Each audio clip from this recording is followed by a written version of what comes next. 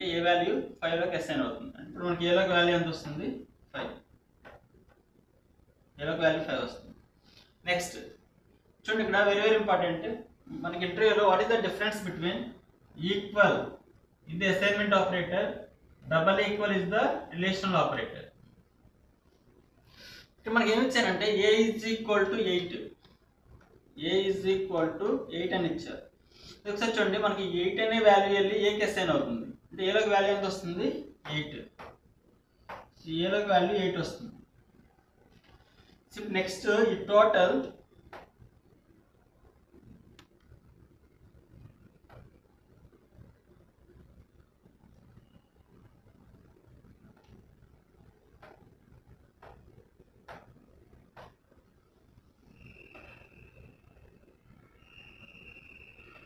మనకి ఇక్కడ ఈ టోటల్ ఏతో రీప్లేస్ అవుతుంది. అంటే ఏ వాల్యూ ఎంత 8తో రీప్లేస్ అవుతుంది. సో ఇఫ్ ఆఫ్ 8 అంటే కండిషన్ ట్రూ నా ఫాల్సా? In C language 0 means false, non 0 means true. So 8 అనేది నాన్ 0 కాబట్టి కండిషన్ ట్రూ, కాబట్టి ఈ స్టేట్మెంట్ ఎగ్జిక్యూట్ అవుతుంది. మనకి ఏలో వాల్యూ ఎంత ఉంది 8, ఏలో వాల్యూ ఎంత ఉంది 8. 8 అనే వాల్యూ వచ్చి ఇక్కడ రీప్లేస్ అవుతుంది. ఫస్ట్ పారామీటర్ ఉన్నది యాస్టిస్కి ప్రింట్ అవుతుంది. అంటే అవుట్పుట్ వస్తుంది మనకి హలో స్పేస్ 8 అనేది అవుట్పుట్ వస్తుంది. ఓకే, సో కోడ్ రన్ చేస్తే Alt F9, yes, warning is not a problem, Control F9, Alt F5. output వచ్చింది మనకి hello 8 is the output.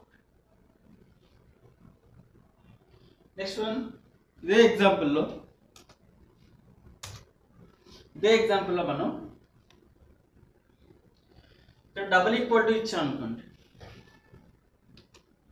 So a double equal to 8. So చూడండి, ఇది double equal operator. ఇదేం check చేస్తుందంటే ఏలో value ఎంత 5, ఇది 8, బోత్ ఆర్ ఈక్వల్ కాదు చెక్ చేస్తుంది.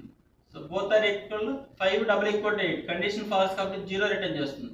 సో ఇఫ్ ఆఫ్ 0 అంటే కండిషన్ ఫాల్స్ కాబట్టి ఎల్స్ పార్ట్ ఎగ్జిక్యూట్ అవుతుంది.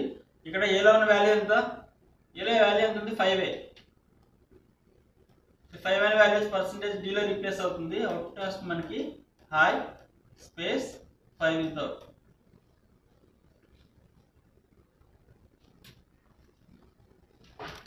So Alt F9, yes, Control F9, Alt F5. So output వస్తుంది మనకి ఇక్కడ హాయ్ 5 is the output.